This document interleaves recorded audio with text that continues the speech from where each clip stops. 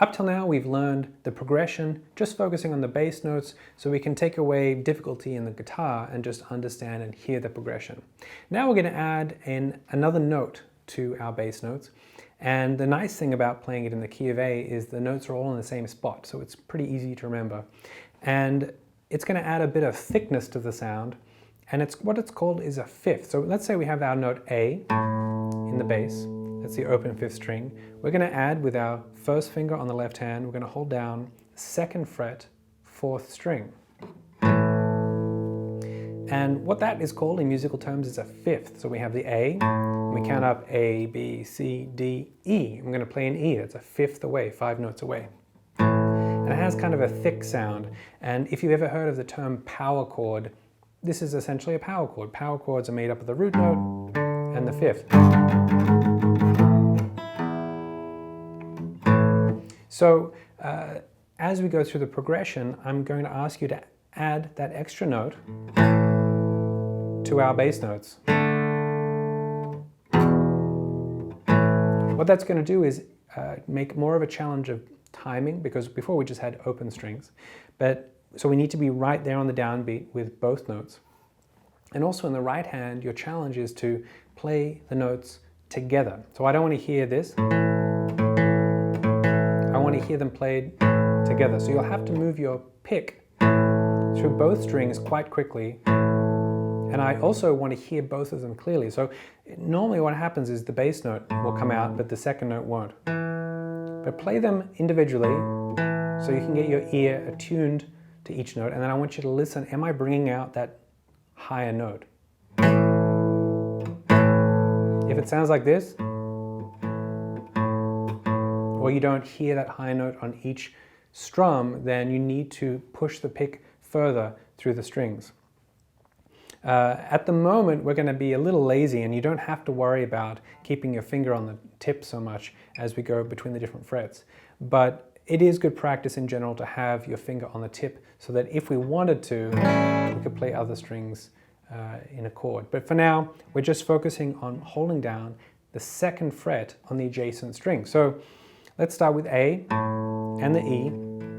That's the 2nd fret on the 4th string. So we're going to go 1, 2, 3, 4, 1, 2, 3, 4, 1, 2, 3, 4, 1, 2, 3, 4, 1, 2, 3, 4. Now as we go to the next chord, the D chord, we're going to play the bass note, which is the bass D. And we're going to hold down the 2nd fret on the 3rd string. So all that's happening is that index finger is just jumping across there. It's not a big jump at all. So now we're going to play D, the open 4th string, which we were playing before, and adding on the A, which is the 2nd fret of the 3rd string. And then we're going to play 2 bars of that. 1, 2, 3, 4. 1, 2, 3, 4. 1, 2, 3, 4. And then we're going to go back to A, as we know. 1, 2, 3, 4. 1, 2, 3, 4. 1, 2, 3, 4. So let's just do that much so we get our finger moving around.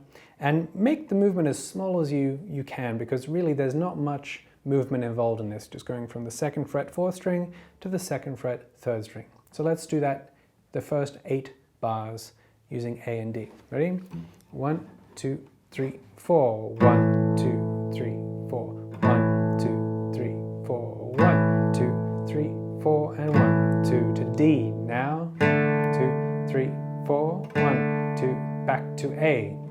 2, 3, 4, 2, 3, 4. I'm holding my fingers back a little bit in my hand here just so you can see my index finger as it goes along. But I would like you to try and keep your fingers over the strings while you're playing this and keep them nice and relaxed. The reason is, as we move ahead, we're going to need those fingers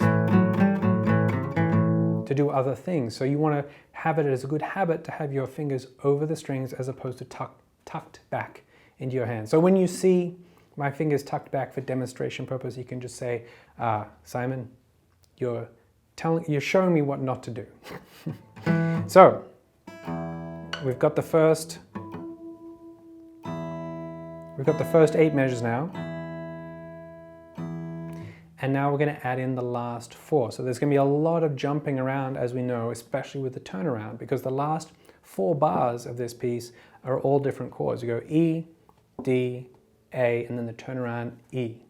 So let's just do those ones. When we play the E chord, we're going to play the open 6th string, and then we're going to hold down the 2nd fret on the 5th string. That's a B. When they play together, they sound like this. It's a very thick sounding chord because it's got the lowest note on the guitar. So that will be our E. And then we have to jump across. This is the hardest part of the progression so far. Back to the D, where we have our first finger on the 2nd fret, 3rd string. So just practice that for a second. You've got the E, then the D. Then we go back to the A, and then back to the E. So your first finger's only jumping around on that 2nd fret, but it can be a little tricky going from the E chord to the D chord, so you might want to practice that in isolation. But let's go through those last 4 bars now with the turnaround, starting on the E. Ready? I'll do it nice and slowly. 1, 2, 3, 4. E, 2, 3 to D, 2, 3 to A. Turn around to E and E, 2, 3, 4. Okay, so let's do the entire progression now, starting from the top. 1, 2, starting with A. 1, 2, 3, 4. 1, 2, 3, 4, and 1, 2, 3, 4. 4th bar. Going to D now. And D, 2, 3, 4, and D, 2, 3, 4, and A. Back to A. E, 2, 3 to D, 2, 3, and A. Turn around to E. Keep going. Back to A.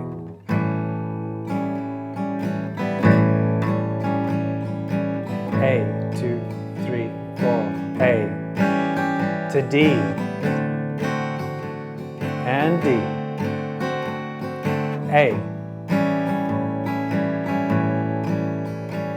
E. To D. Let's finish now on A. Great. So that is the progression, and we've added these fifths. And you'll see that that's a building block moving ahead. Just to have a peek behind the curtain. That's where it's going, okay? So this does have a progression in terms of embellishments. But your challenge, before we get moving on to those variations and embellishments, is to play that progression, but I want you to play on every single beat now. Jumping across the chord, having 4 full beats to reach the next chord is definitely easier than having to play each chord. So here's what I want you to do. The end goal is to play this. 2,